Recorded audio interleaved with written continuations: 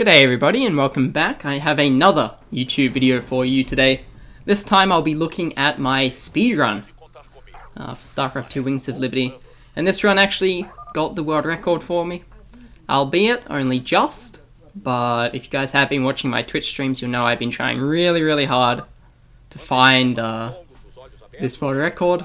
Just because the previous one was so well done and so tight, it's extremely hard to beat. So I'm very happy with this run. I'm not going to spoil at this stage of the video what time I got in the end. Although I'm sure if you look in the title or on the thumbnail it probably says. But it was a really good run that I'm proud of. That being said, it's definitely beatable. Because we know of some new strategies on a couple of missions that would save maybe upwards of 30-40 seconds. Which is really exciting. So I'll talk about them when those come around. But for now, I'm just going to be providing, a back audio for this video because usually I'd be streaming my runs, but for this one, I think it was Friday when I did this run, I had just enough time to actually complete a run before I had to go out. So I didn't want to, turn on my stream just for one run. So I recorded offline with no audio, so I could really focus as well. But so yeah, that's what I'm going to be doing now, providing a bit of commentary. It's not going to be an in-depth guide or anything like that. If you guys are interested in running this category, then I've actually recently put in a new video, which is a comprehensive beginner's guide if you want to get started on this run. And I would just say it's a really enjoyable category and game to speedrun. I've had a lot of fun. It's really cool. If you guys haven't seen some of, especially the later missions, how we do them really quickly, it's really awesome to see how this route is designed. Moving on to this second mission, I will just say that this one is a really hard mission. I think I get a PB in this run, and even then, it's like 4 or 5 seconds slower than the old world record run. So this mission is really hard for me. I don't know why I struggle at it so much, but it's really tough. So I'm super happy, and I knew when I got a PB in this run that it was going to be a good run. I'm actually not sure how I'm supposed to do it quicker. I think possibly maybe my focus fire on all of these buildings could be done a tiny bit better. I don't think I lose any Marines, so it must just be the focus fire. And maybe also as well stutter stepping back at that bunker forward just a tiny bit, Yeah, if we look at this, I guess I put the tech lab down to a bit too low HP. Regardless though, I think this mission has gone super well so far. I don't know if I've lost any units. Just have to be a bit careful at the end here with this Hellion that comes down. Because essentially every Marine that you lose costs you like 4 seconds, 3 seconds on average. At least that's how I have been sort of measuring it, I think. Yeah, so the world record would have already been finishing. Or the previous world record. But as we see, a PB here, and that makes me very excited for this run. And I know as well, while I guess technically, comparing to like the previous world record, I'm, 4 seconds behind? 4 or 5 seconds behind right now. I know I can definitely make that up in future missions, which I've, optimized a bit more, got a bit more consistent at. So, yeah, feeling really good with a strong time. I will just talk briefly about the RTA that you're currently seeing, and the split between RTA and IGT, so real-time attack, in-game time. The speedrun is actually measured off in-game time, so that removes all the menuing and all the load times.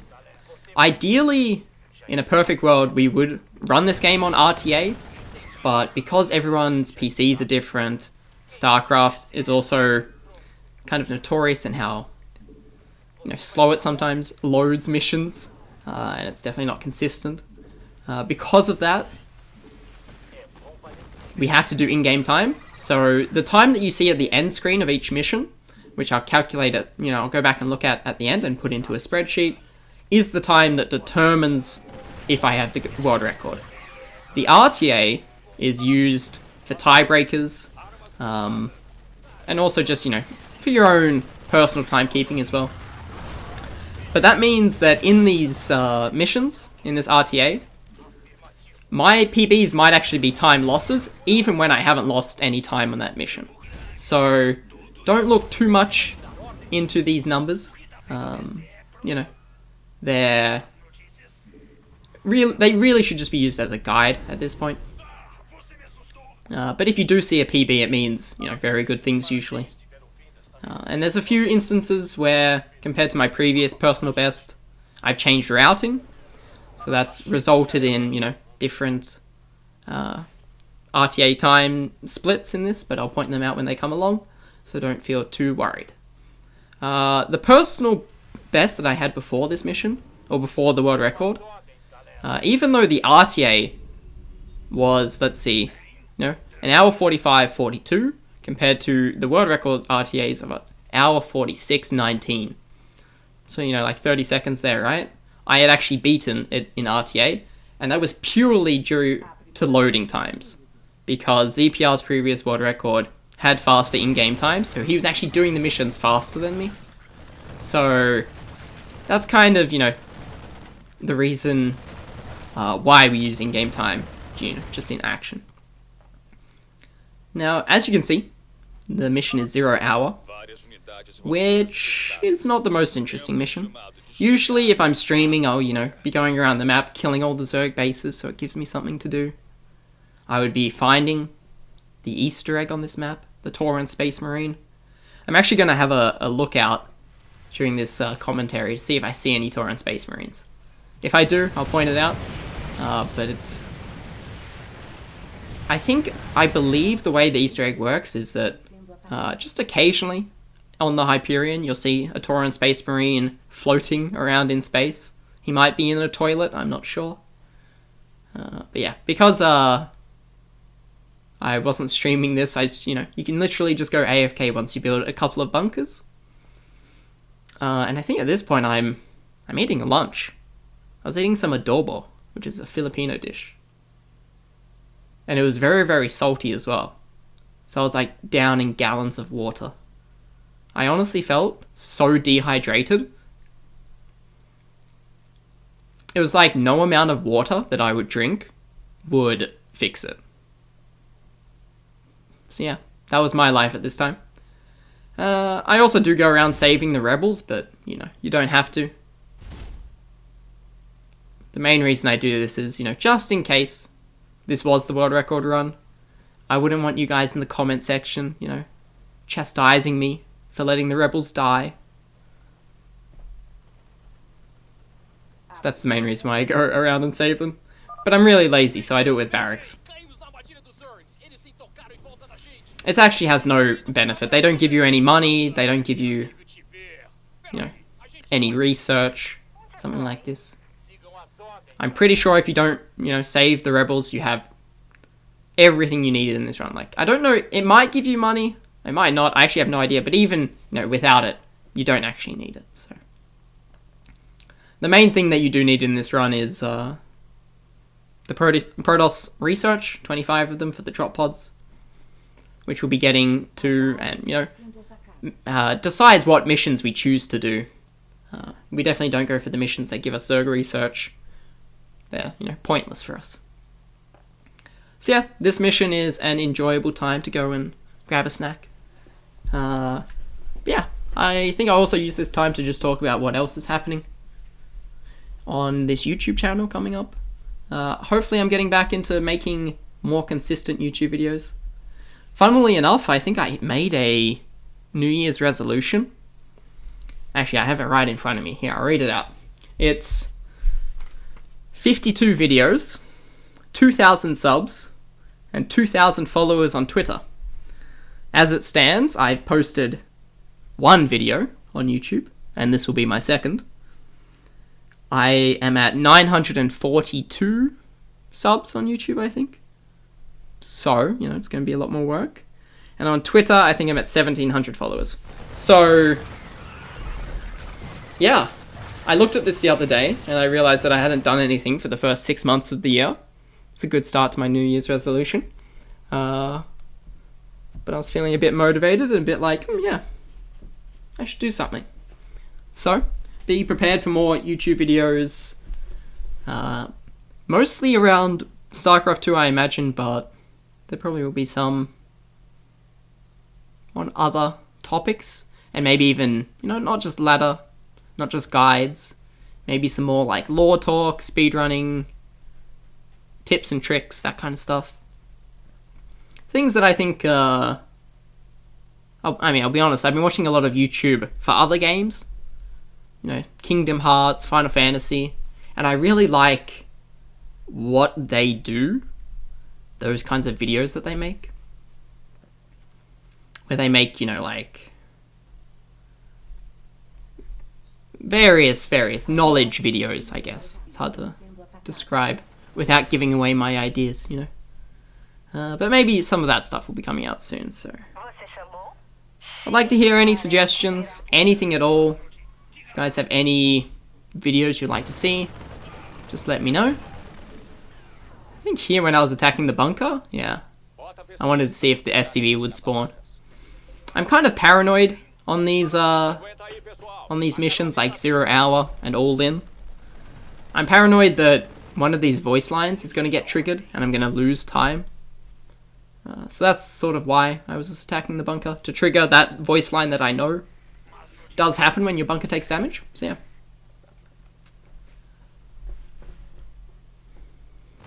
Later on in this run, we'll see. Honestly, it was a good run, but there's definitely room for improvement.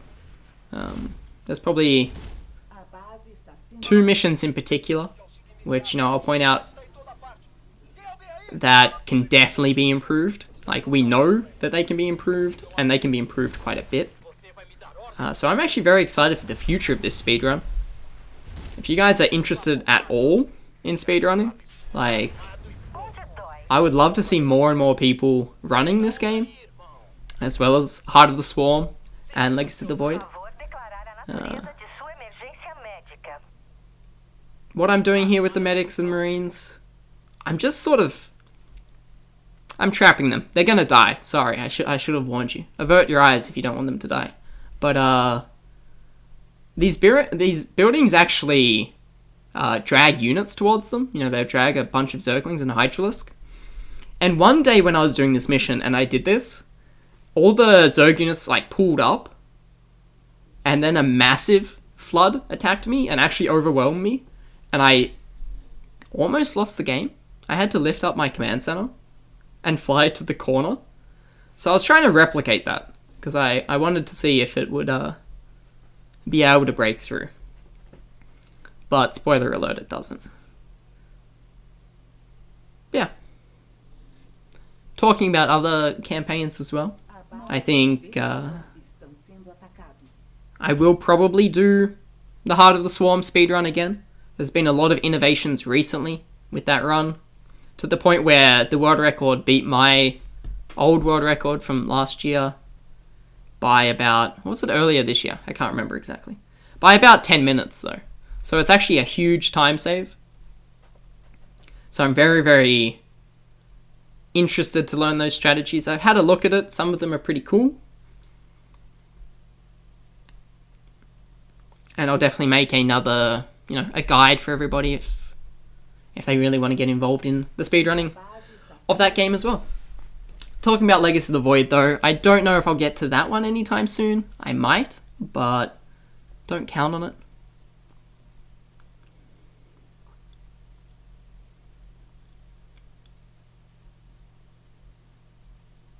Nah, what else could I talk about? Running out of ideas.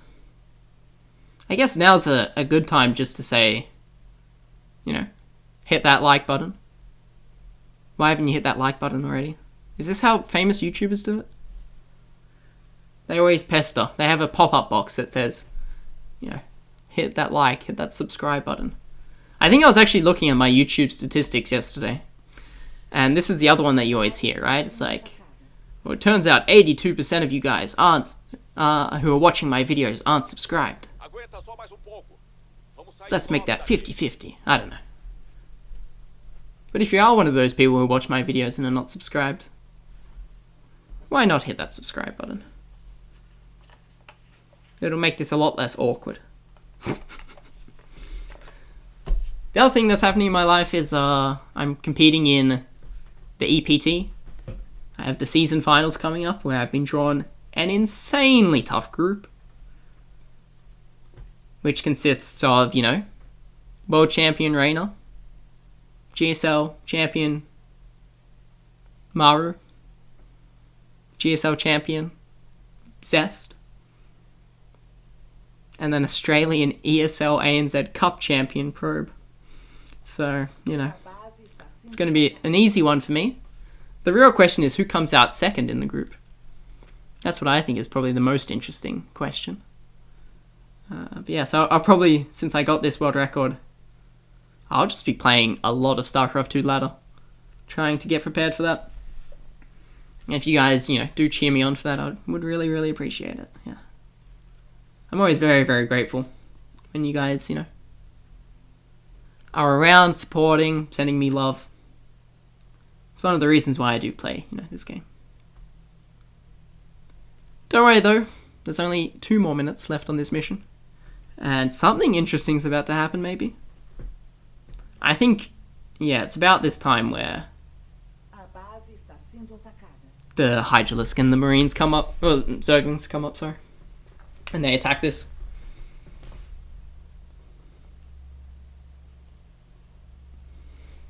You also see at the end of this mission that, actually I don't know if it's on this run, but oftentimes, I think in my previous PB I had a really good 0 hour for some reason.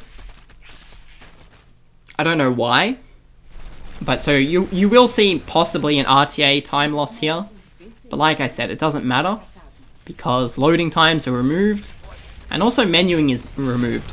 So if you guys are doing this, you know, run casually, you don't have to rush through the menus. You can take your time so you don't forget anything.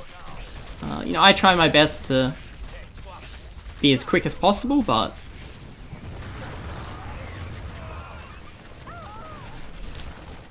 technically I don't have to. So I don't know if my pooling technique worked as well as I hoped it would. I think I wanted the Marines and Medics to die quicker, to really get that pool going, you know, because they end up killing too many units. It's unfortunate.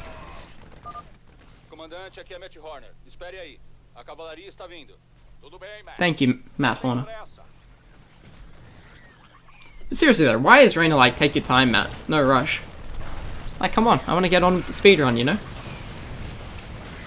But yeah, so you always get 20 minutes and 12 seconds here. There's no way to do it any faster. Unless, if there is a way, and you guys find out what it is, I would love to know. Because, yeah, being able to skip this mission would be so lovely. Anyway, here we go. On to the next 3 missions, which are also very, very interesting. And I'll talk about, you know, I think some further improvements that you can do on these missions to really get the most time out of them. This first one, Smash and Grab. It's the Marauder mission, if you know it. There was one theory that someone was mentioning. You know, because menuing doesn't take up time, you could go to the armory right there, and you could get either combat shields or stim for your Marines. I think you wouldn't ever use stim, I think, until the very end. But you would kill the Zealots quicker, right? Like, it probably would be a time save if you know, got stim. But I think in general it's probably not the biggest time save because you only have 3 Marines. Like, it's not a huge time save. Anyway, I think this mission goes average for me. It wasn't my best run of it. But I don't think I lose any units. I think my issue is I have a bit of bad focus fire at the end. It can be somewhat awkward sometimes, you know, trying to organize all the units. And, you know, positioning your medic, marauder properly, SCVs properly. We'll just have to wait and see. I also think as well, if you're trying to do this optimally, you could definitely trigger these force fields earlier, like now. Just because I'm trying to be safe, I think I do leave it a tiny bit too late. Just a tiny bit too late. Because if we look here, force fields, kill it 1. That was pretty close. It was pretty close, but I think if you target fire properly and do everything right, you can save a tiny bit of time there. But for the most part, not that important. You'll notice I shoot the Nexus there. By shooting the Nexus, it actually drags the Stalkers down, if you didn't know. So that's one way that we make the fight easier. Shoot the Nexus once, it'll draw the focus fire of those Stalkers.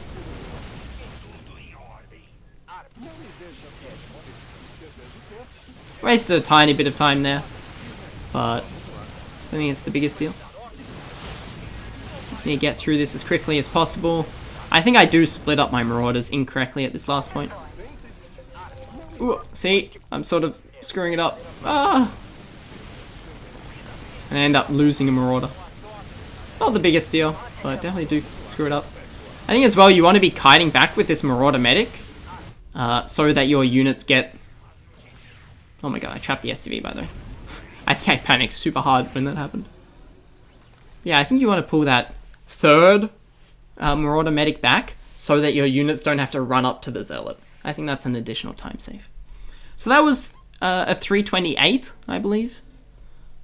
The old world record was a 324. So currently at this point, I think I'm about 8 seconds behind the world record, something like that. Just, you know, adding up the Outlaws and smash and grab. But I know coming into the Devil's Playground, this is a mission where I can make up a lot of time. It's a very, very promising mission for me. I don't even think I do it as quickly as I can in this run. You know, I could take a couple more seconds off. But that's, you know, perfect execution, which is hard to do consistently in, you know, a full run.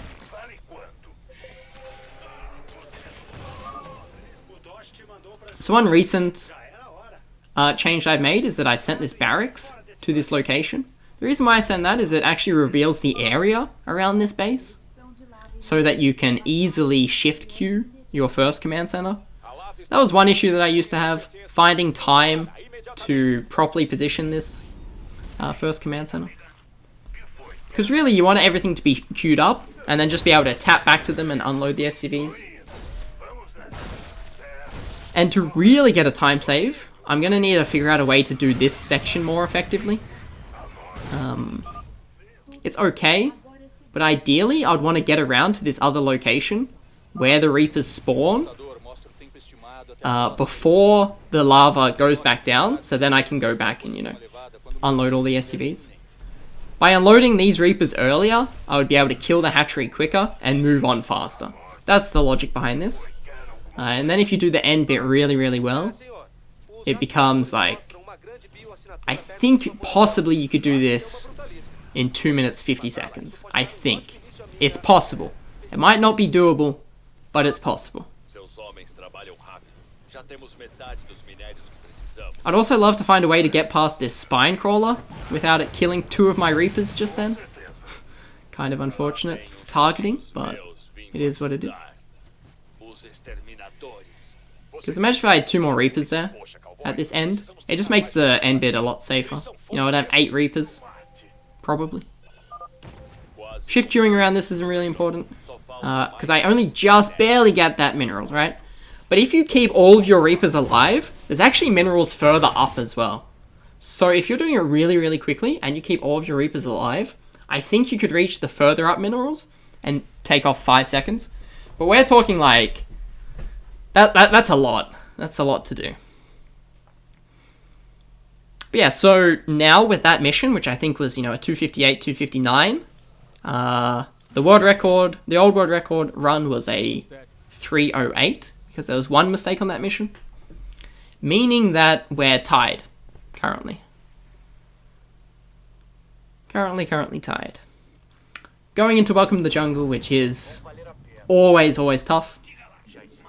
I have a good attempt at it this time around. Not the fastest I've ever done it, but acceptable. Very acceptable for how hard this mission, is. I do the unsafe version if you guys are coming from my guide, where I only build a medic. I don't build medic marine. Building medic marine is safer, but you finish at 2 minutes 40 instead of 2 minutes 30, I think, in this case.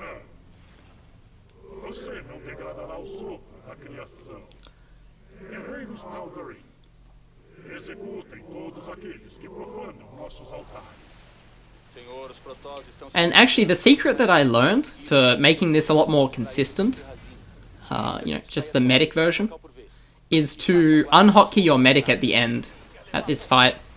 Because if you have your medic hotkeyed and your attack moving, your medic sort of becomes really stupid and stops healing your marines. So you'll see me unhotkey the medic at some point in this fight. I'll unhotkey it right then. So it's not stutter stepping at all. It's very easy to micro everything. I actually thought I was in a lot of trouble here. I was like, oh no, I didn't micro this fight very well. But the simple improvement of unhotkeying the medic changed so much. I kept every single one of my units alive. I took a tiny bit too much damage on the Goliaths, but that's okay.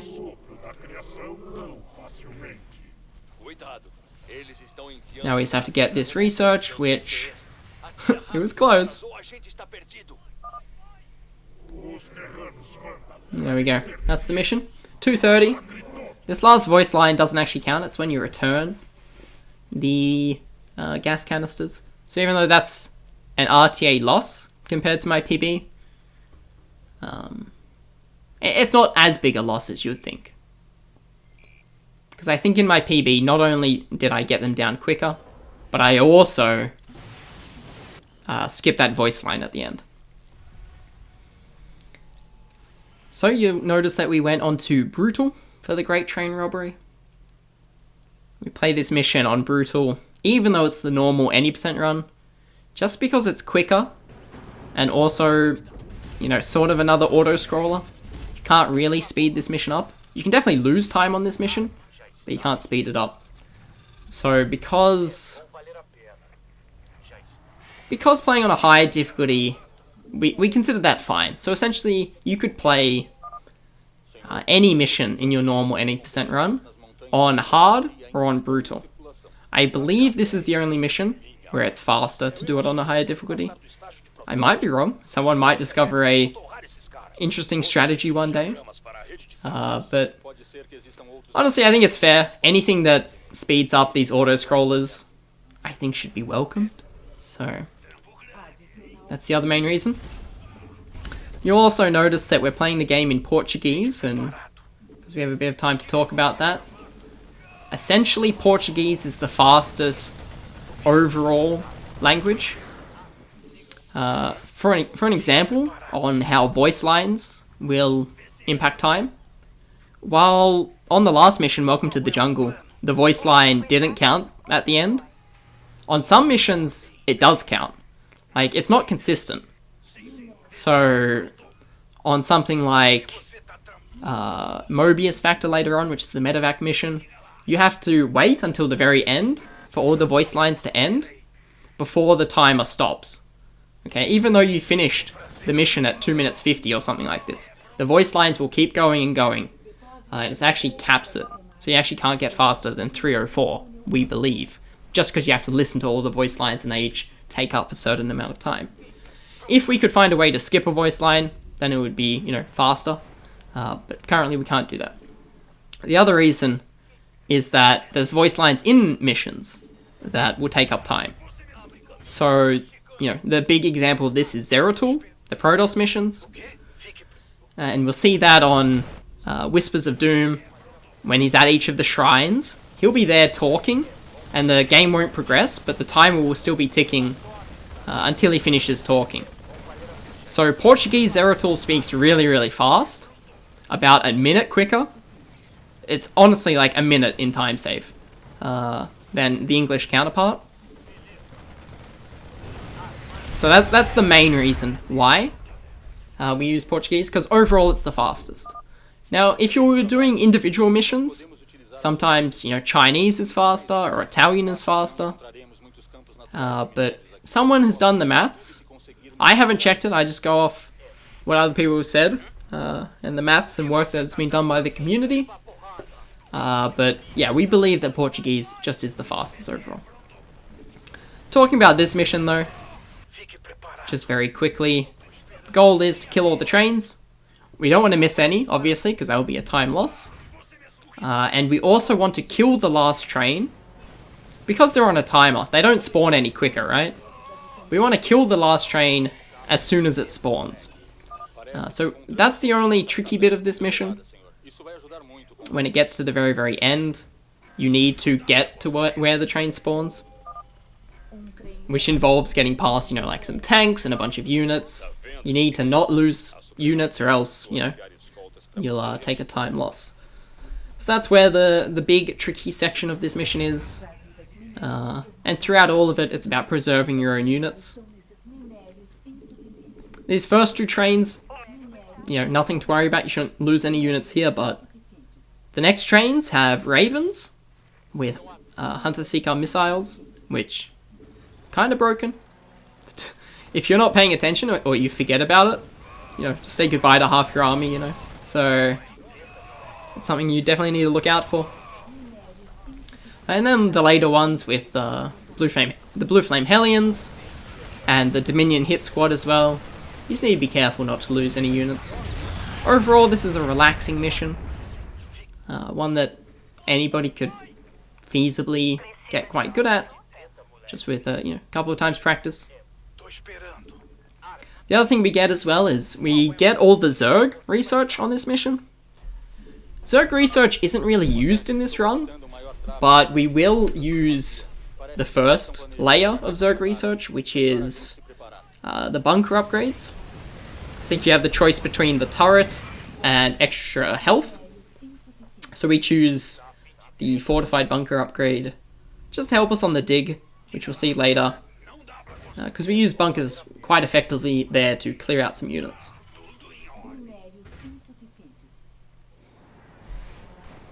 So here we go down and grab the last Zerg research. This is literally the last Zerg research that we'll be going out of our way to get in this run.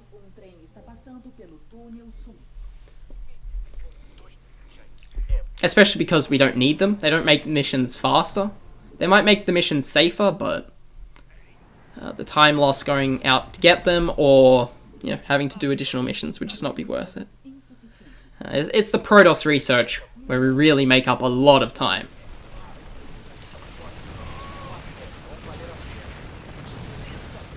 And honestly, it makes the pace of the second half of this game really, really enjoyable.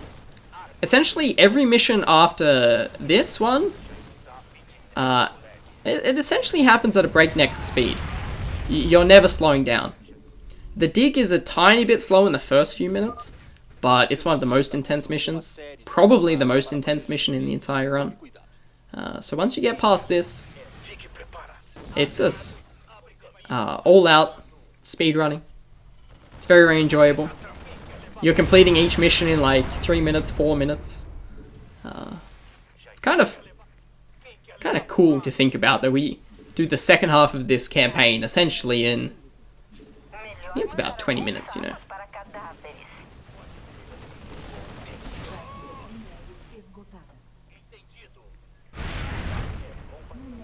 Talking about the upcoming missions, these are the missions that are probably going to be the ones bested, I guess, in future world records.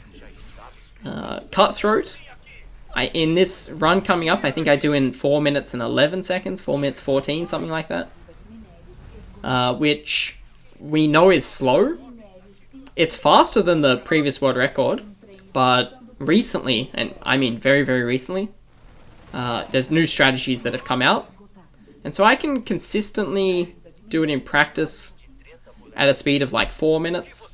But apparently you can do it 3 minutes 30 even. So that's like a 30-second time save that's possible, just on Cutthroat. So it's going to be interesting to see what happens there. The other mission that has a lot of time save potential is the Dig. The issue with the Dig is we sort of know how to do it fast. You know, there's no secrets to it. It's just that it's really, really difficult. Because if you guys remember to like the Outlaws, right? The second mission of the game where we had to kill buildings as quickly as possible, and we had Marines. And if you lost a Marine, that was like 3-4 second time loss. Well, if you have an army of like 100 Marines, I actually don't know how many Marines you get, but a good number of Marines, right? You're gonna lose a couple of them. And that's just like straight up time losses. So not losing all those units is the big challenge of the Dig. And so one day I think somebody's just going to get an insane run where they do it really, really smoothly without losing too many units.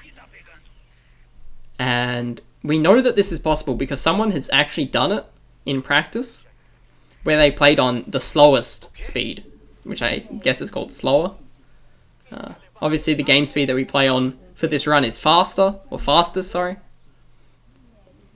But if you play on the really slow speed, it gives you a lot of time to micro your units, right? So you can really protect them all and not lose any. And by doing that, doing everything perfectly, it's almost like a TAS. Someone's got an 11:30 before, and we also think it's faster, maybe even get down to 11 minutes. Like, that could be possible. The current time that we're getting, and that I get in this speedrun, is like 12 minutes 48. So, lots of time to be saved on the Dig. It's going to take a lot of practice, and also, not luck, but a lot of attempts at a run. So, while you could be practicing it over and over in, practice setting, to do it in a full run as well, that's going to be very, very difficult.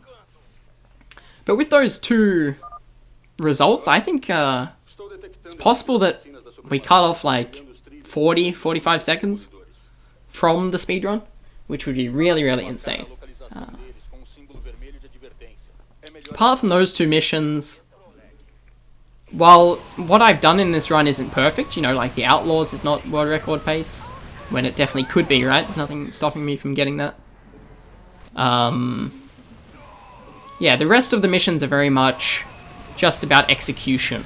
A lot less about the strategy that we do in them.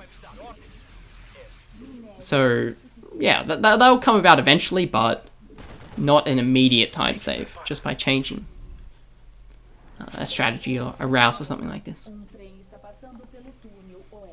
So yeah, this mission's gone well so far. Essentially, I've got past the tricky bits. I've left myself with a good amount of army as well.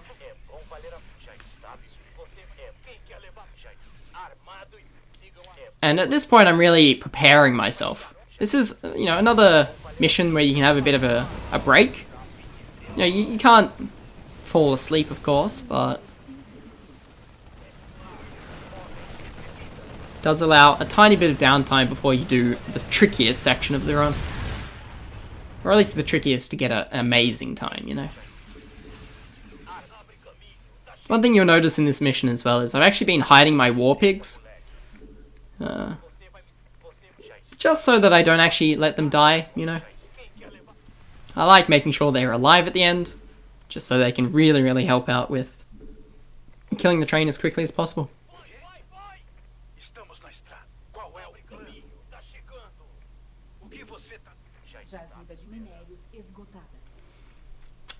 Funnily enough, the hardest thing about this mission is remembering to put it on brutal difficulty. And then remembering to take it off brutal difficulty. The number of times I've lost a run to this mission just because I've forgotten to play on brutal, and then I've forgotten to take it off for Cutthroat, the next mission. It is kind of a bit too high, It really shouldn't happen, but it happens way more often than you'd think. Yeah, so this is the last train that we have to kill. It's once again a Blue Flame Hellion. train. So I like move some Marines forward and leave the rest at the back, so they're not all clumping up and dying. Look at those Marine splits. It's like watching Marine King Prime. Bet you haven't heard that guy's name in like 5 years, have you?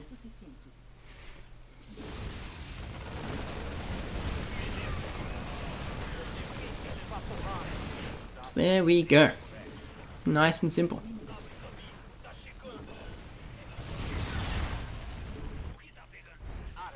So then, yeah, we just pull our SCVs with the Diamondbacks. Pull the War Pigs. And go attack the middle track.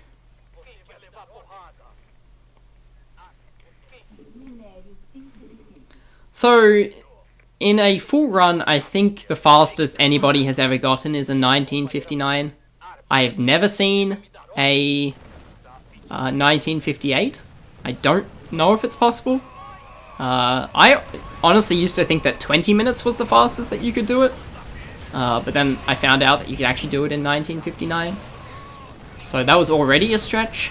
So I don't think it's possible to get a time faster than that, 1958.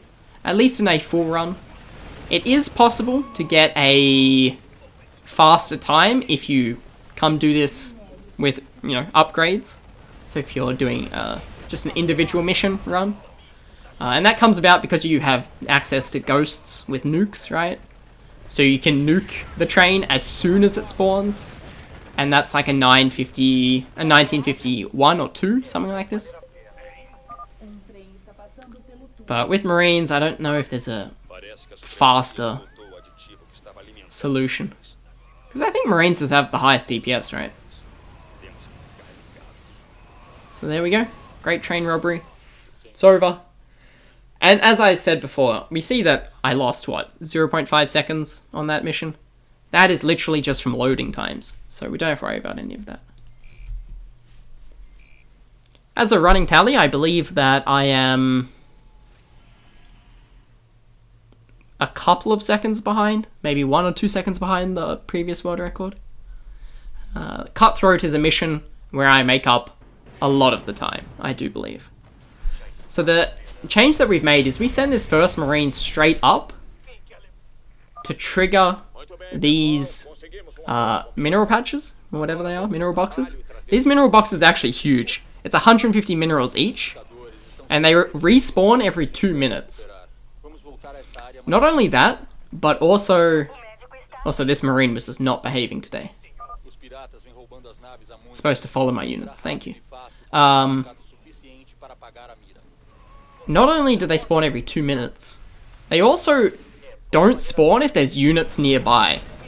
So you need to, because there's a lot happening in this mission, you need to have really smart routing, and automatic routing, because you're not going to be able to remember to pick them up.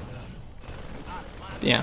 A change that I want to investigate is going for the drop boxes to the left of here, instead of going up this ramp first. I feel like that might be a way to get a time save. Because currently, and I'll show you the location in a sec, but currently you're not picking up these boxes coming up a second time. You only pick them up once. And it might be possible, if you grab these boxes really, really quickly, to actually grab them a second time. So that might be an additional time save in the future. Yeah. So now we're going to split up our vultures. These vultures to the left are going to clear out some Marines. I've left one Marine behind to pick up all the research and money around there. Unfortunately, I take a really bad fight with my Marines, I think. So my army at the top is actually doing really bad. These vultures drop mines and move forward. They're going to be sacrificed to pick up more money later down the track. These vultures then come in and kite this Goliath into the mine.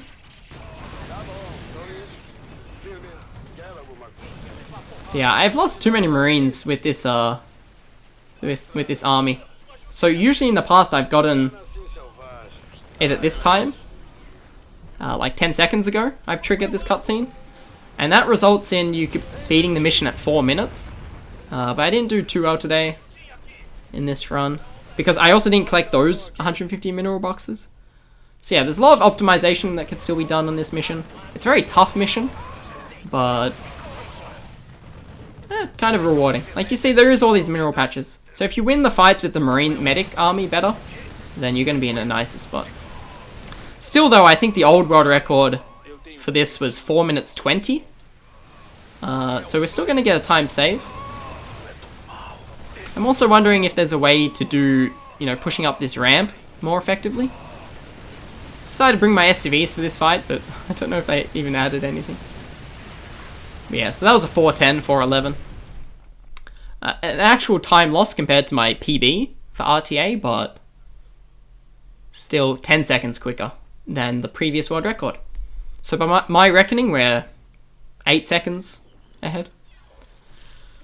Compared to my previous personal best, I actually made a change in this run, where I get the research then, before Ghost of a Chance.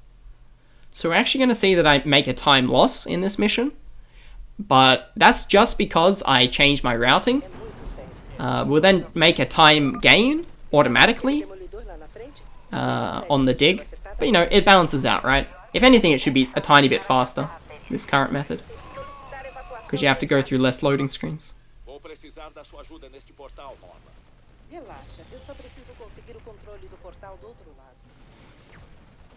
This mission, I think I get a decent time in this run.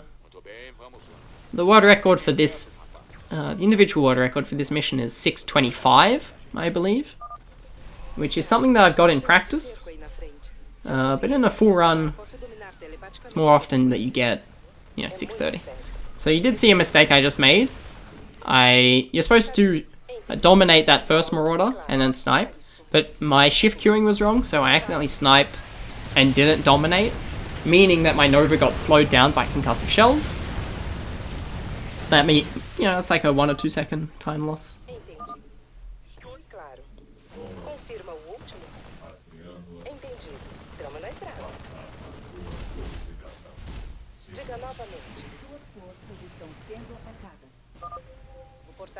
I think this section actually goes very well for me in this run. I don't think there's too much wrong with it.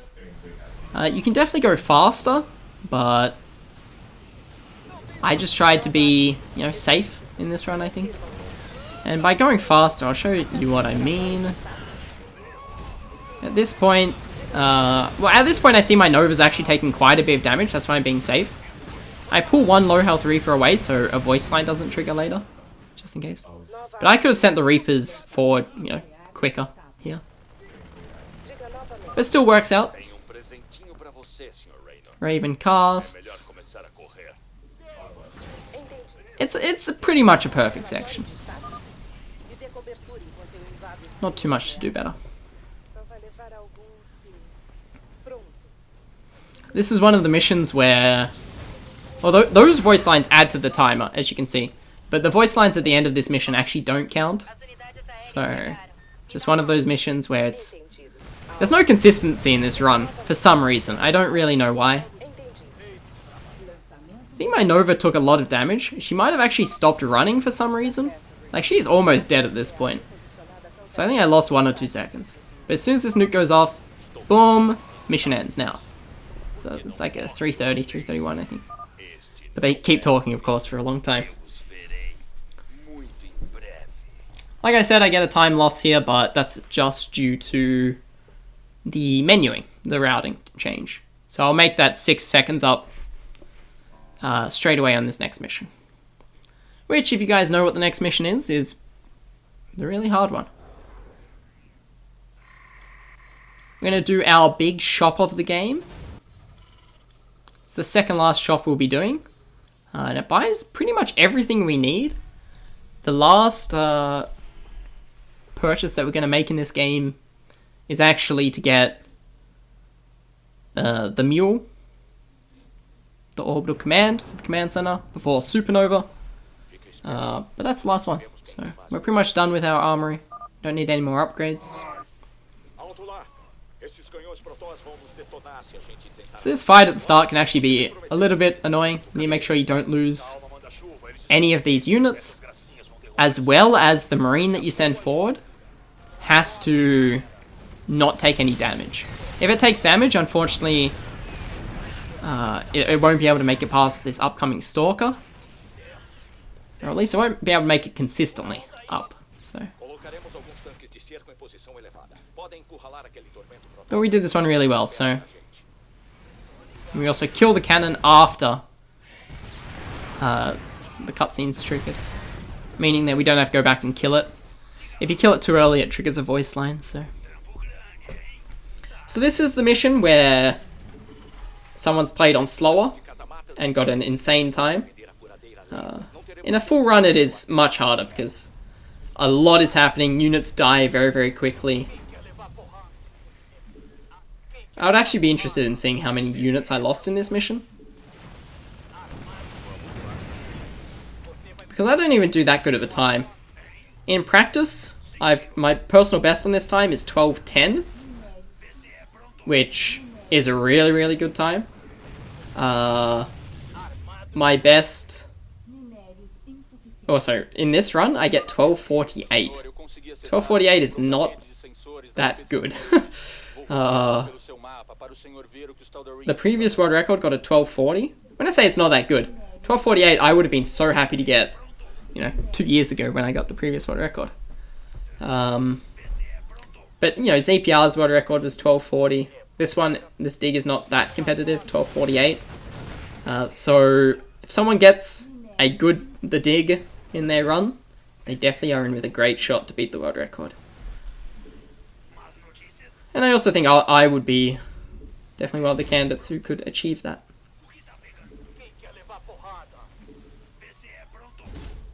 Funnily enough, if you guys watch my guide video for this speedrun, in that video I get 12:25 on this mission. So, yeah, this is kind of funny how the one in my guide I did really well, but the one in the actual speedrun wasn't that competitive. I guess spoilering it with the 12:48, so that's 8 seconds slower than the previous world record. So I think currently we're ahead by 2, maybe 3 seconds. Like at the end of this mission we'll be ahead. Currently I'm like fighting for my life, So it's kind of tricky or very concerning. I had to actually pull out a good result on a couple of previous missions as well. That was future missions. Some of the Protoss missions I got really good times on. And I think... I can't remember. My Gates of Hell in this world record, when we get to it, which is, the second last mission of the game, I don't think it was the fastest I've ever done it. Recently I've been doing it a bit slower. Like, I think it tied with the world record. But it used to be one of the missions where I'd make like a 8-second time save, so... Don't know what's up with that. I actually made a cool adjustment here, where my 46 supply depot, I actually place at that artifact site, research site, whatever it's called. The reason why I do that is I found that later on I'd always have to send a SCV over there to get vision for the drill, but doing this is nice and simple. Now, ZPR does a 4-racks style, which probably is better. But in all my practice, I'd been doing 5-rack styles, so I just stick with what I knew, because it's better to practice, what you're familiar with. But the 4-rack style might be the fastest. So this is why we get the fortified bunker upgrade. I guess it's kind of interesting. For some reason, it didn't pull as many units as it can. Sometimes a lot more units come down, and in those cases, the bunker takes a lot more damage. Like, I've even lost a fortified bunker before, even when my SCVs have been repairing it. So, yeah, it definitely does help out, even though it didn't help out in this case. Now that we've got access to the drill, I'm going to be killing this pylon that powers the 2 cannons. Essentially, my thinking is that I want to just protect and save as many of my units as possible. So, trying to keep them all alive. I ended up losing one there. Let's count. 1 Marine lost. That's too much work.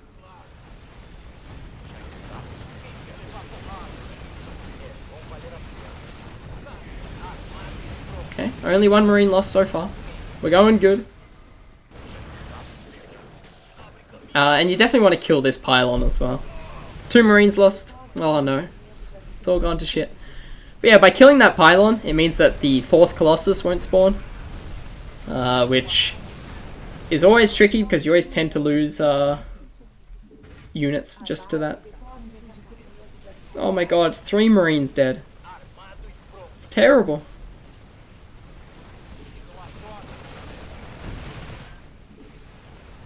I also try and use my drill to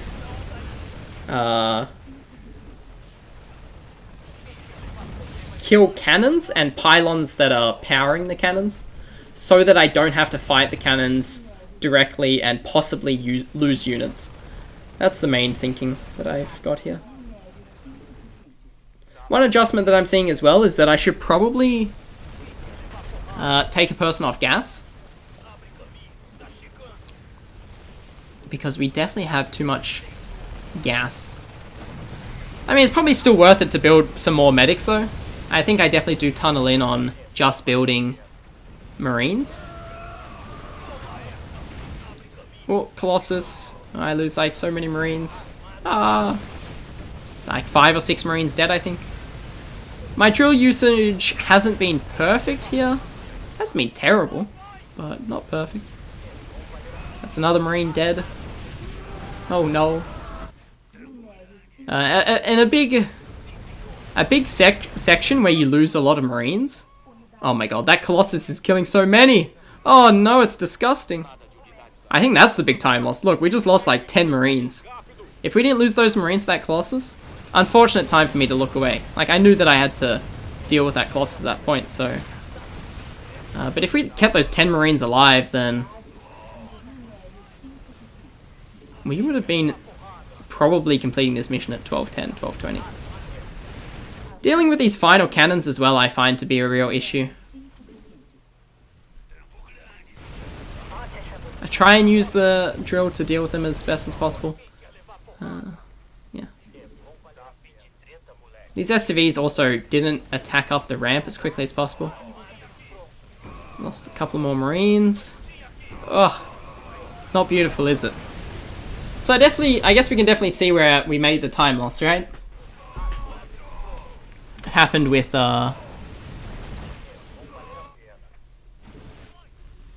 losing a lot of Marines. So that's the big difference between getting, in this situation, what I think is a good time, 12:48, and getting an amazing time of, you know, something sub 12:30, 12:20.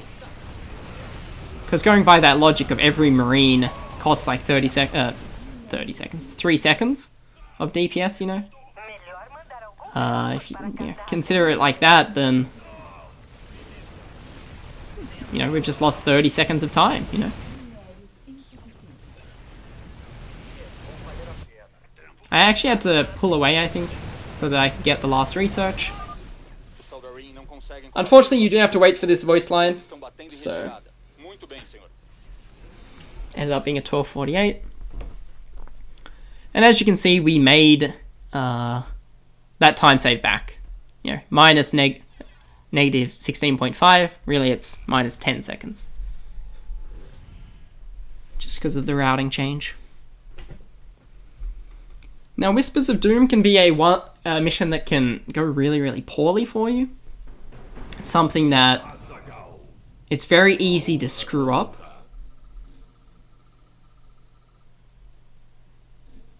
Now my Zeratul gets stuck there. I don't think it actually causes a time loss. Just because, as you'll see at the very end of this first section, we have to wait for him to stop talking anyway. So... it doesn't actually matter how quickly you get through this first section. But if you were speaking English, it would take so long. Like, it's actually just insane.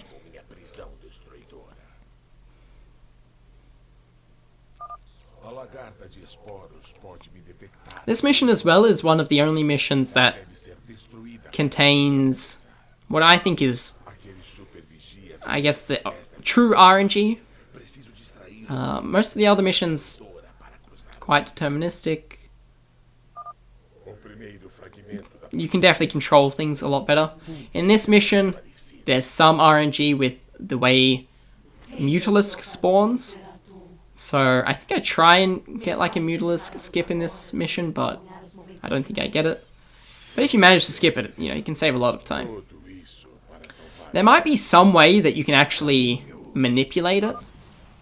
But as we see here, see, I try and blink away, but the third Mutalisk still comes. Maybe if I blinked that bottom Mutalisk down, bottom Stalker down, sorry, it would have worked out.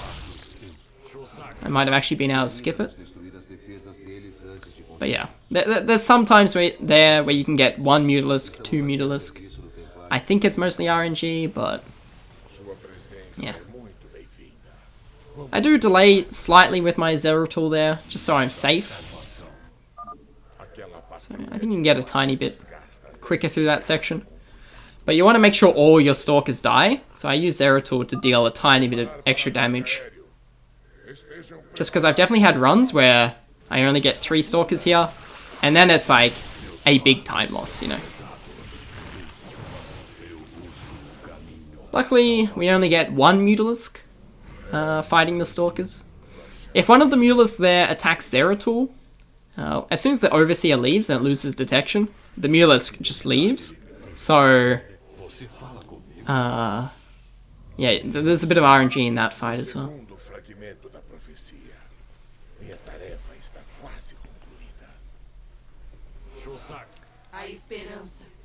Before that last shrine, by doing one of those sneaky blinks, you actually skip a couple of voice lines that tell you about the Zerg hatcheries, I believe.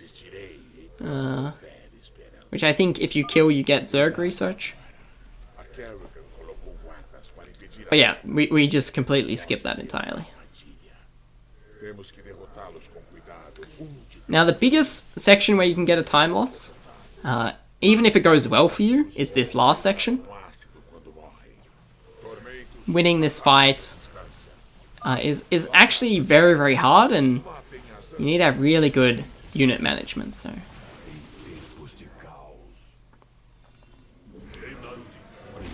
winning this first fight, not too hard, but you definitely want to make sure Zero tool is constantly fighting. He can often get stuck on the wrong side of Zealots, you know. We will kill the High Templar because he speaks a lot, and we don't like it when people speak. I kind of screw up my Zero tool here. He attacked 2 Hydralisk. We definitely just want him to be attacking buildings. Because to trigger the Nidus Worms, all you have to do is kill buildings. To trigger the Ultralisk, you need to kill 1 Spinecrawler. So that's why Zero tool doesn't attack the 3rd Nidus, but instead attacks the Spinecrawlers there. Because if you attack the 3rd Nidus, then you have to kill the Spinecrawler, then the Ultralisk spawns. It's a decent time loss. I think the final time on this mission is... maybe it was like a 3:26, 3:27. Let's have a look. 20... Yeah, probably a 3:27. Might be 3:26. The world record on that mission for a full run is 6:23, I think. But that also did not include a Mutalisk skip. So if you do find a way to consistently skip Mutalisk, that could be really, really cool and a potential time save. Next, Sinister Turn is kind of an interesting mission. Just the way it works. There might be a tiny bit of RNG in this mission, but I don't really know how to abuse it yet. Essentially, you also want to be very careful with voice lines. So the way I built that pylon for the Robo means that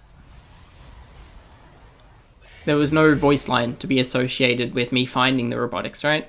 I'm also going to do the exact same with the Templar archives, because if you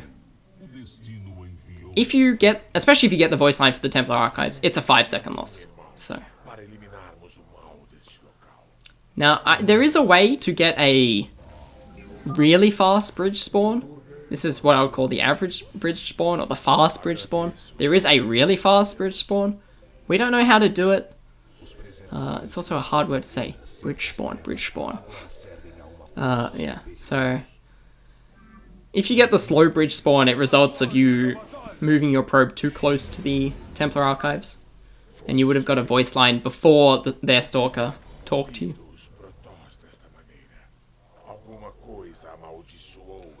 But yeah, the way this mission works, it's weird in the sense that you need to build 5 units, I think. But also your opponent building units, or the AI building units, counts. Which is weird, right? So that's why we kill units along the way as well. Not only just to make,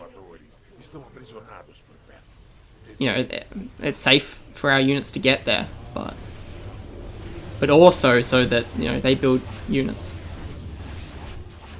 Now, you can definitely do faster if your Immortal gets shots off on these preservers, but even still, I think I get a PB for this mission, so... Another thing that you should look out for is, when you're finish killing the first preservers with the DTs, if you just shift move between them, your DTs will like idle for a second. So as soon as it destroys it, you want to right click. You don't want to use shift queuing.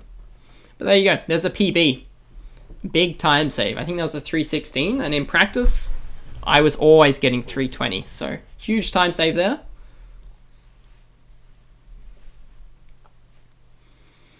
And I think with that, I'm thinking to myself, okay, I just need to not screw up, and I've got the world record.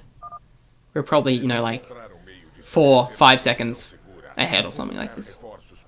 That's my thought process right now, which is really a dangerous thought process as well, because, well, you then start getting really nervous and making beginner mistakes, which can be dangerous on, you know, the Mobius Factor, Supernova, More of the Void, Gates of Hell, Shadow of the Sky. They're all really, really dangerous missions, and you need to be very, very careful with them.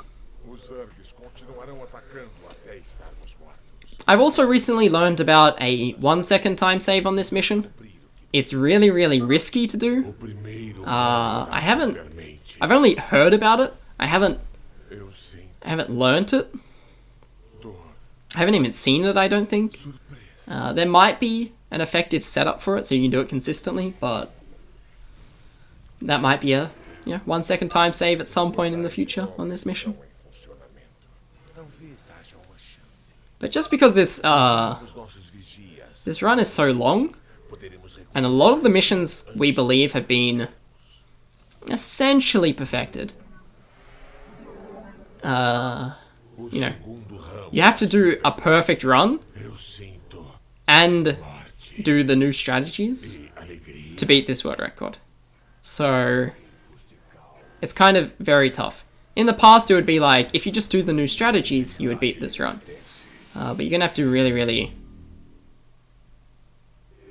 solid on all missions, as well as get faster times on the Dig and Cutthroat. So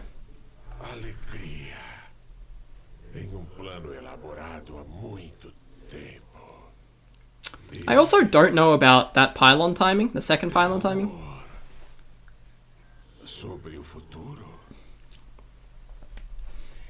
Because I found that when I was going earlier, it was actually costing me in-game time.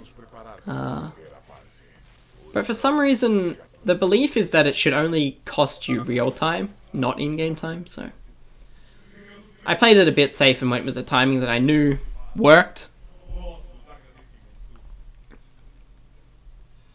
I also wonder what happens if you kill the High Templar. Does he stop talking? Anyway, there you go.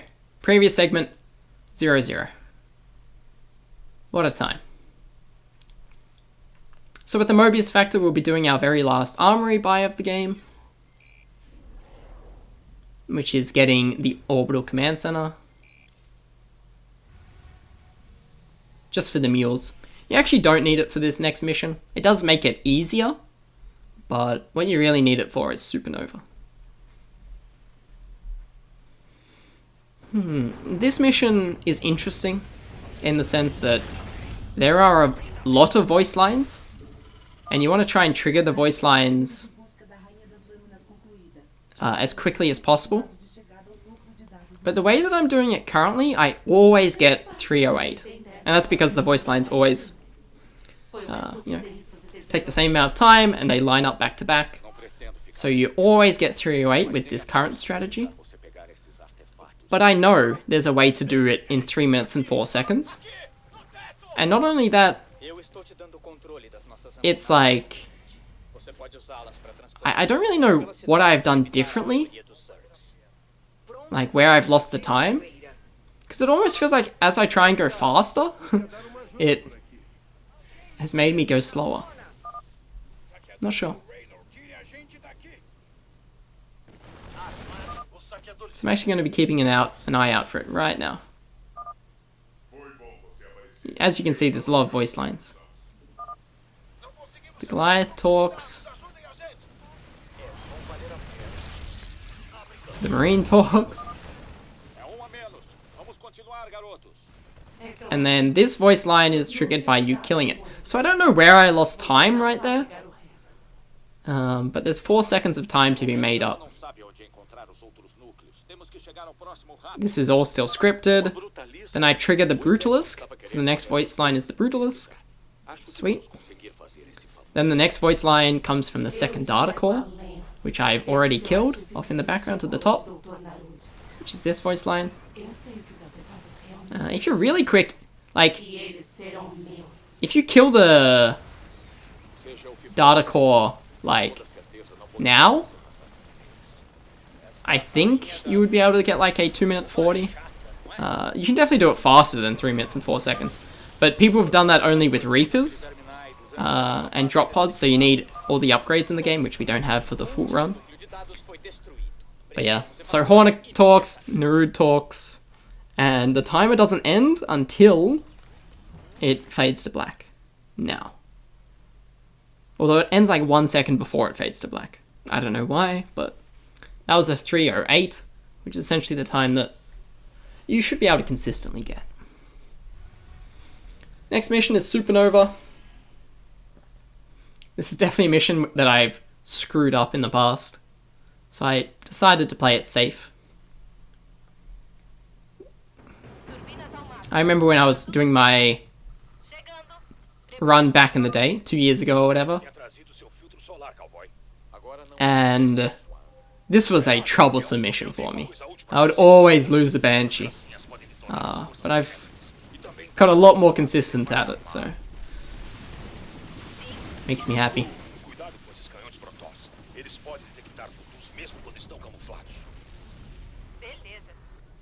I have seen in the person who has the world record for this run, for this mission, they actually, let's see, I don't think it's suitable for a full run, because they take a lot of damage on their Banshee. So to do it faster, they kill the first cannon, and then they kill the pylon, and then they kill the second cannon, I think. So they actually take a lot of damage instead of having to move around. And that saves maybe like 2 seconds, you know? And then what they do as well is, you'll see it here coming up. There's this little like air blocker to the right of my mouse. They go to the right of it. I go around it. If you go to the right of it, you can attack the cannon quicker. But it's just so much riskier. And I was not willing to do it in, this run. Right, I was pretty confident that I was going to get the world record if I just didn't screw up. So yeah, we go around and collect the rest of the research. Nice and simple.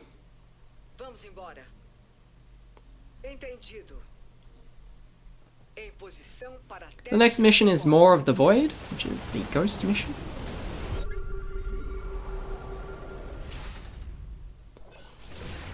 Dude, I just love this, just as an aside. I love how we get the last Protoss research. It's so inventive. Scan the bottom right hand corner and just drop a mule. So that's why we got the Orbital Command Center. Very important.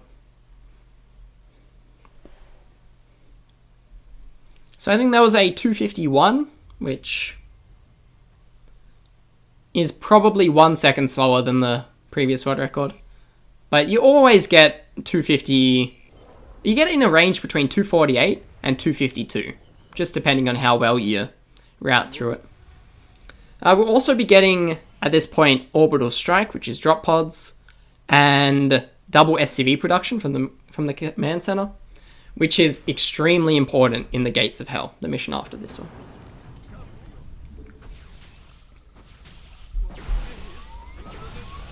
So I've gotten pretty decent at doing this mission. What I've learnt to do is hotkey my battle cruisers, and I also add a camera location hotkey on my main base, just so I can get back to it really easy. We immediately start Ghost, Tech Lab, and drop a mule to get all this money. We only actually need this first half of money, but I do end up getting the rest, why not? So I misclicked there a tiny bit. So my second nuke is, I guess, a tiny bit late, but... Which means my second Ghost is a tiny bit late. But for the most part, this has been a good execution. It's very multitasking heavy at the very start, but, you know, as it goes on. Okay. So we got both nukes, both Ghosts. You need to be very careful where you drop this first Ghost. I always put it in the diamond on the ground, which if you play the mission, you know, you won't miss it. The next optimization here is I'm going to select my other barracks and time when my next Ghost is coming down, because I don't want the shields to regenerate. So when my next Ghost comes down, it's going to shoot it once and then cast its nuke. So it shoots it once so that the Volt only heals maybe like 5 HP, something like this.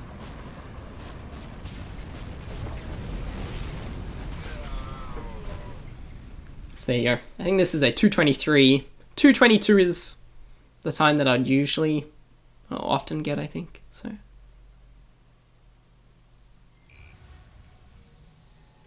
yeah, it's good so far. Now we go on to the second last missions where you can lose time in this game. Gates of Hell is very multitasking heavy, and I've also not been able to get my PB on this mission for a long time. So I think I get the same time as the previous world record on this mission, but I know that you can do it 10 seconds faster. But it's just execution.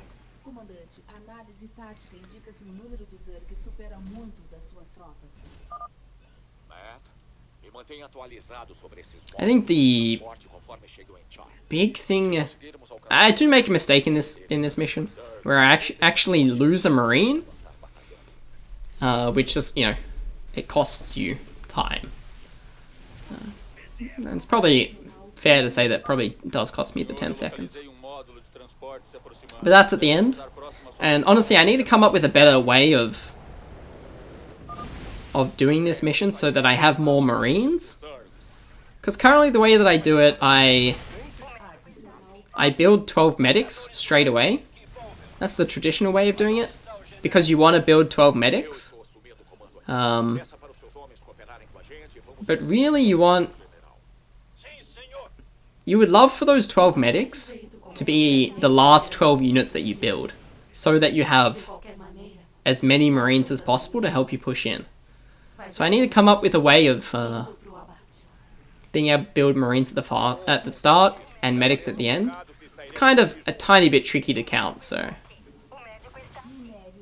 But I'm sure there's a way if I really looked at it.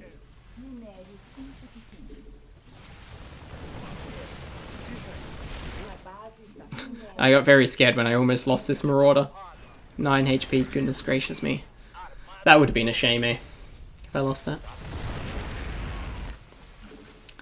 Yeah, so imagine if, when I look at my army, instead of, you know, having 6 of those be medics, I had 6 more Marines. That means I'd be able to push forward, but I'd still reach the supply at the same time. I'm gonna lose a Marine, I'm gonna lose a Marine. Yeah, I lost one. Hurts. So you also want to push through this as quickly as possible, because you want to kill this Hydralisk and the Baneling that comes. Okay, so I actually did pretty decent. I've done poorer in previous runnings of it, but losing the 1 Marine meant that I spawned a tiny bit too late.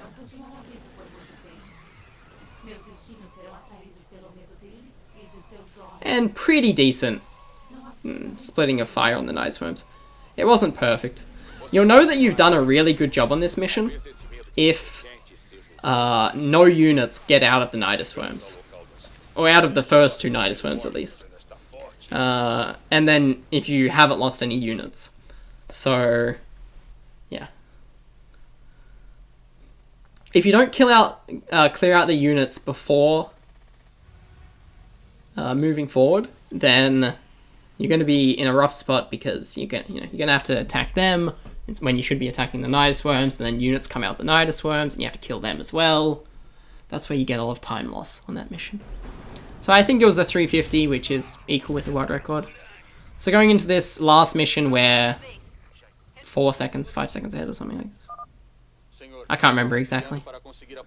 I also can't remember what the world record time is on this mission, but I'm very confident with how I do this mission now. It used to be a really tricky mission. Tricky in the sense that it was very easy to lose. Very, very easy to lose. But the way I've set it up now, and how I sneak the battlecruiser through, it's made it a lot safer. Because I don't have to fight through, you know, the corrupt Hydralisk Broodlord section of this mission. And it also means you can actually have a real-time save, because the first pack of Marine Medic that we have, you can actually delay killing that platform until really late. Just because I don't want to lose the game, I kill it now, but you don't have to kill it until a lot later. Because if you destroy all of the 4 coolant towers before they play their animation, their blowing up animation, the mission just ends, right? So you don't have to watch it. I think in this case I will watch one of them. I think. Yeah. You can also do this mission a bit quicker as well if you nuke your own battlecruiser. It's extremely risky though. I also tried out something new here, where I repaired my battlecruiser, but it didn't work, so. Fastest I've done this mission, I think, is 225, maybe 224, which is insanely quick. 230 for when it's safe is really, really good. And then there we go. We go into All In, the last mission. And you cannot get a time loss on this mission. It's an auto-scroller. You just have to defend for 30 minutes. I think at some point in this mission, because I had to go out and work on something, I literally AFK get up and start getting dressed properly and whatnot. So setup for this mission is quite simple. Don't have to do too much. I like building command centers, because we're going to have the Battle of the Ages soon enough. We're going to see who wins. SCVs or Kerrigan. Place your bets down below. I think in this game I send 69 SCVs. Haha, I know. 69, nice.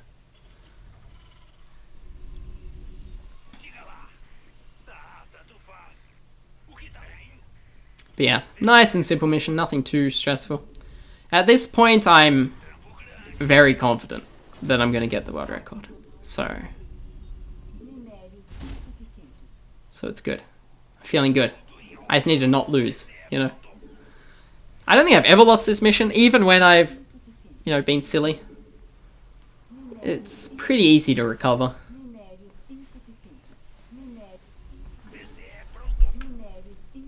But yeah, so this is the normal 80% category. There is a brutal category as well, but it takes longer, like 40 minutes longer. And the strategies I find just aren't cool, I guess. Oh, they are cool. They're cool in a different way. But oftentimes because it's... how do I word it? Because it's on brutal, and it's more difficult, then the strategies, you can't be as YOLO. You have to be a bit more respectful of the Terran.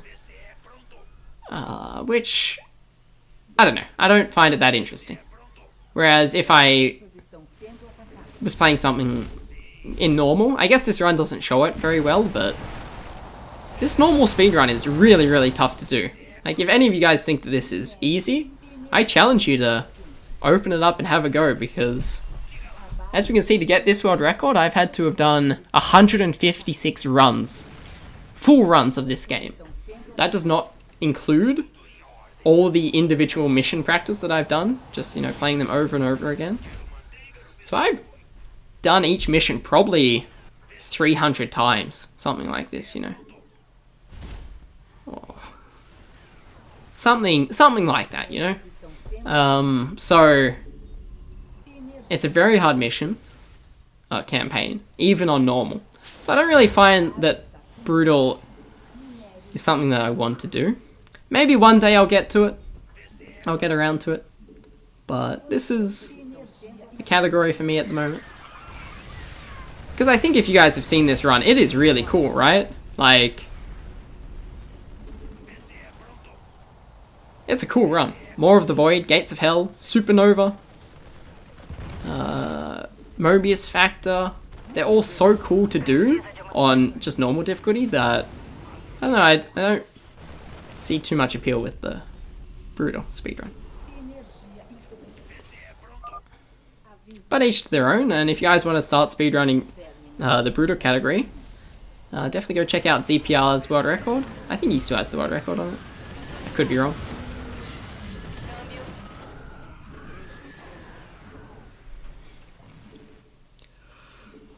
But yeah, so essentially I'm just going to be using battle cruisers with Yamato to deal with Nidus worms.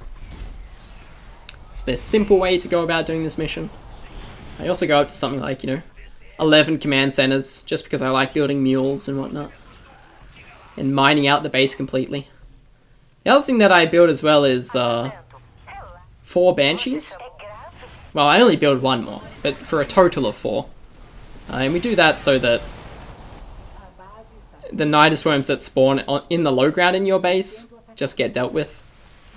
And you want to patrol them back and forth. I think I mis-patrolled them here, because the Nidus worm actually does get up near the mercenary lab or whatever it's called.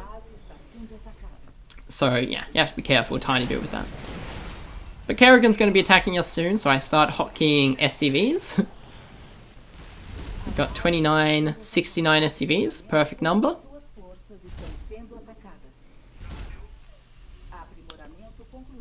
And yeah, I just had a bunch of barracks.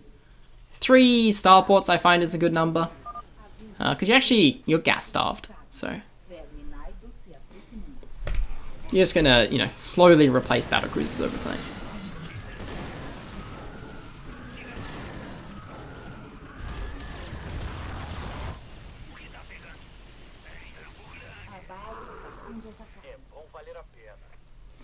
Who's ready for the fight of the century? SCVs versus Kerrigan. If you guys have made it this far in the video, comment down below who you think's gonna win. 69 SCVs or the leader of the Zerg Swarm? I wonder who.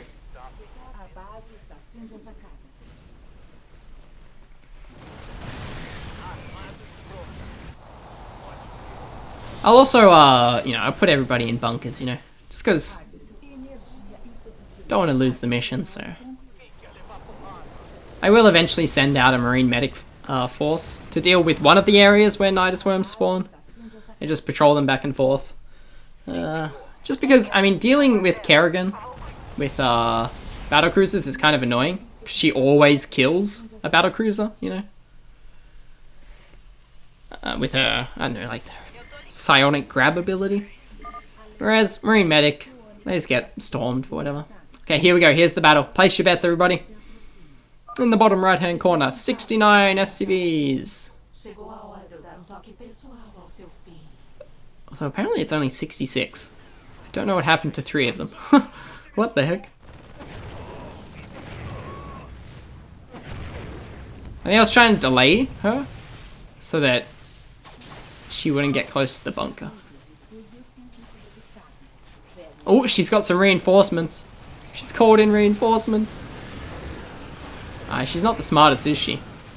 Moving into the attack range of the Marauder. Turns out, though, with one Maraudery boy, 45 SCVs survive. And they go on to fight another day. Heroes. All of them. They're all heroes. So I think I get rid of the rest of my SCVs. Because why not? That's why I built 11 command centers, right? So I could have unlimited mules. Yeah, this army of Medic Marine will go to this front place. And just patrol between here. And I start building battle cruisers now.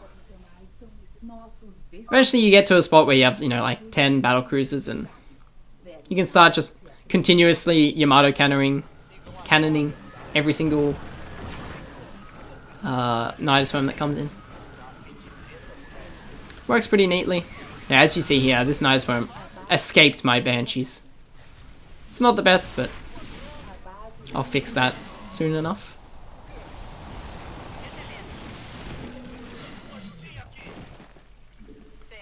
But yeah, I hope you guys have enjoyed the speedrun. Enjoyed the commentary as well. Let me know if there's anything you'd like done differently next time, you know, when I get the Heart of the Swarm world record at some point in the future.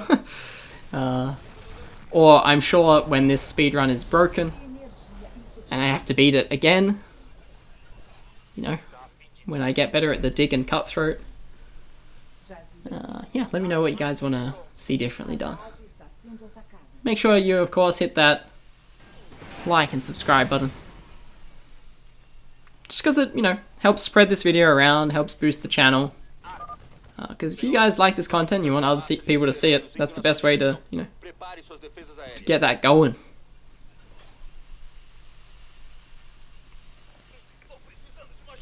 We do still have a little bit of time left on this mission. 12 minutes to be precise. But at the end of this, I will be going over my spreadsheet, calculating each of my times for the in-game time, the finale, the time that I'll submit, which I think comes out to be 1:35:41. So 1 hour, 35 minutes, and 41 seconds. The previous world record was 1 hour, 35, and 45 seconds. So I only beat the previous world record by 4 seconds, but we're taking it. That's how we do it, right? Incremental improvement. But I guess with what we know, with the Dig and Cutthroat, it's actually quite exciting. We might actually be able to break into 1 hour and 34, which is honestly kind of mind-blowing. Because I remember when I started this speedrun, we were sitting at like an hour 44, you know? An hour 44. Oh yeah, by the way, when we're killing Kerrigan here, I think I was AFK getting dressed at this point. Getting ready to go out. But yeah, so when I first started speedrunning this category, a couple of years ago, the world record was an hour and 44, I believe. Held by ZPR. And we've gone back and forth, slowly bringing it down to what it is today. 1 hour and 35, which is honestly just insane to me. The progress that has been made on this run, and There's definitely going to be more progress made. It's going to be even quicker soon, I'm sure. Road to 134. I should make a YouTube series. Road to 134. In pursuit of the ultimate StarCraft Wings of Liberty normal any percent time. So 134 is definitely possible. Is 133 possible? God, I don't know. That's a harder question for me to answer. I know that the theoretical best time that ZPR has on his spreadsheet is in the 134s, so that's definitely possible. But if we get like a really good the Dig and Cutthroat, maybe it's possible to get 133. I think we would have to find another time save somewhere. And the place that I would be looking to make that time save, maybe the Devil's Playground. You could get a tiny bit more of a time save there. Possibly as well Whispers of Doom, the first Zeratul mission. If you can manipulate the Mutalisk really well, maybe you can get it 20-second time save, 10-second time save, something like that. That's what I'm looking towards, I guess, as possible avenues for improvement.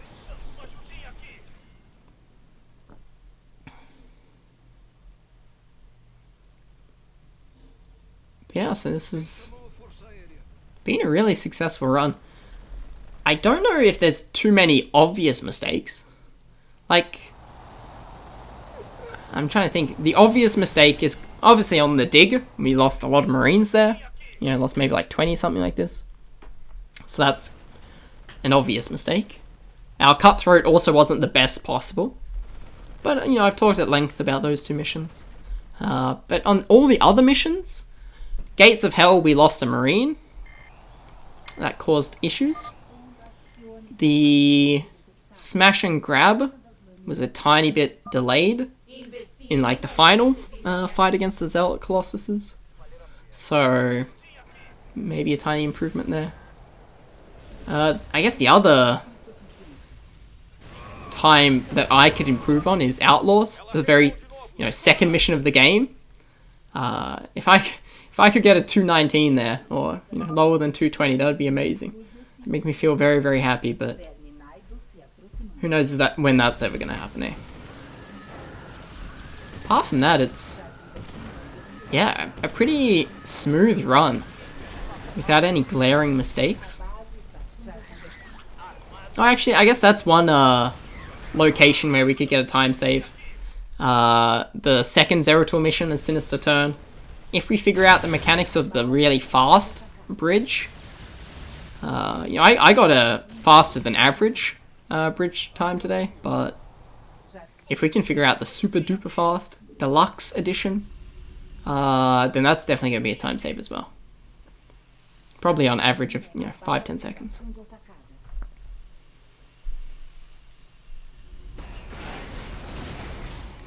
Unfortunately, if it was elsewhere, I would skip through this, but I do have to show the entire run, even though can't lose time on this mission, so for it to be accepted on speedrun.com. If you guys are interested about, following any times, getting resources, looking at individual missions, you don't have to do a full run. You could speedrun individual missions, which is different because you actually have access to every upgrade in the game. So a lot of them, revolve around using drop pods in the earlier missions, that we don't have access to in this run to do something really quickly. Like Cutthroat, for example, you could, instead of, collecting the 6,000 minerals, you could just drop a ghost and get the ghost to drop a nuke. And that will kill the command center, so there's different strategies in the individual level runs, which makes it interesting. And I think that'd probably be a decent amount of optimization you could definitely make on a few missions. So if you guys want to get an easy world record, I think it's definitely possible to find some there.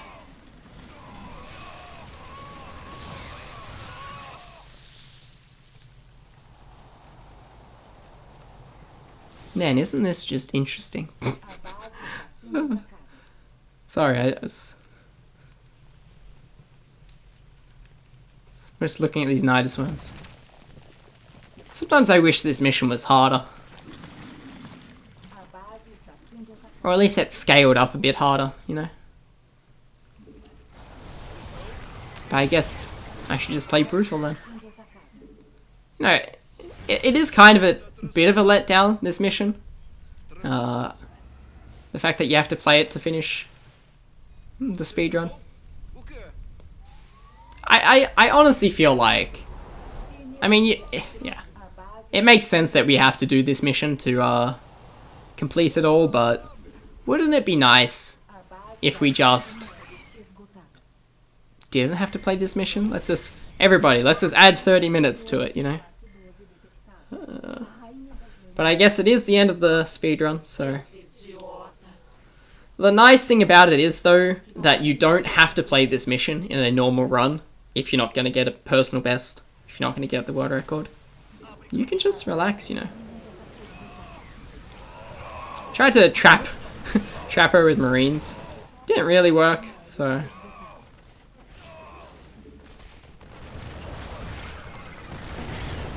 Run, Marine, run! There you go. She psionic grabbed that tank. Man, Tychus. You traitor. Spoilers, by the way. You traitor. I think at this point I decide to go and hunt down Kerrigan myself. But it literally isn't a time save, so... Yeah. I'm trying to think if there's anything else I want to say about the speedrun. I don't think so. I feel like I've covered quite a bit in this long video.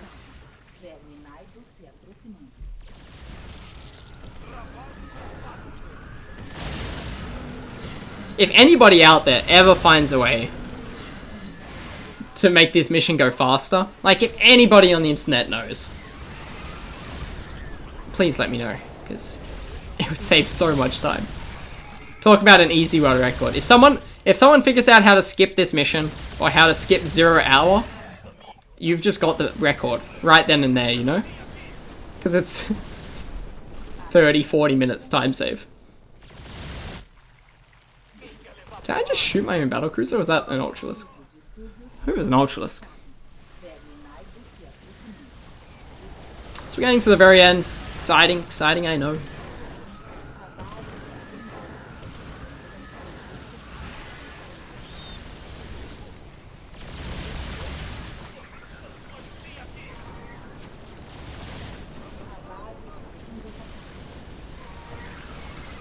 Look at these battlecruisers go.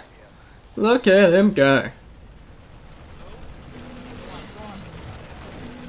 Run, battlecruiser, away from the 2 Hydralisk. Imagine being a capital ship. Okay.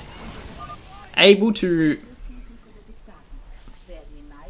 use hyperdrive, whatever they call it in this universe, to travel at light speed with huge, massive, capital ship guns, and you're losing to 2 Hydralisk. It's a joke, isn't it?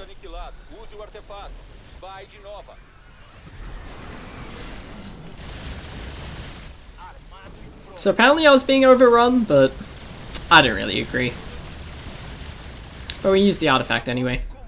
It's not a time loss, doesn't do anything. If you guys have never seen this before, this is actually where Kerrigan spawns out of. So...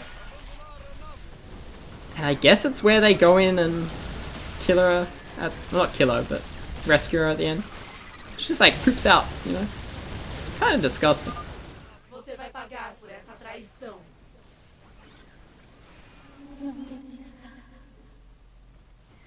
Usually as well, actually, there's a voice line there that says, the Queen of Blades has returned. But I guess because we killed her so quickly, I just skipped it. Yeah. Not a time save though, because, you know, it would only be a time save if it was a voice line at the end of the mission, you know. But unfortunately, this mission always ends at 3:08 with the artifact reaching 100% energy, which I guess you can't really see with the time split or whatever, but it's getting there. It's getting there pretty soon. So time is coming up very, very soon. 30:08, and that is time. Whew. Or maybe even timed a tiny bit too late there, but regardless, 1 hour, 45 minutes, and 31 seconds. StarCraft 2, Wings of Liberty. Normal, any percent. Nice and simple. I'm now going to bring up the spreadsheet and go into all my timers. Might be hard to see if you guys are watching on like mobile or something like this, but I'll have a readout, and it's kind of a cool spreadsheet that I got going. It keeps track of all my best runs. So, Liberation Day 207, average. Outlaws 223, let's go. New personal best, let's go. 0 hours always 2012. Smash and Grab 329. My personal best is 324. 256 on Devil's Playground is good. Personal best of 256, I think. Welcome to the Jungle 230, nice and good. I'm just going to keep going through all these times, but I guess the video is coming to an end as well, so I just want to thank everybody who stuck throughout all this and watched it. I'm going to be doing more stuff on YouTube, all that kind of stuff, so I really appreciate all the support and whatnot. So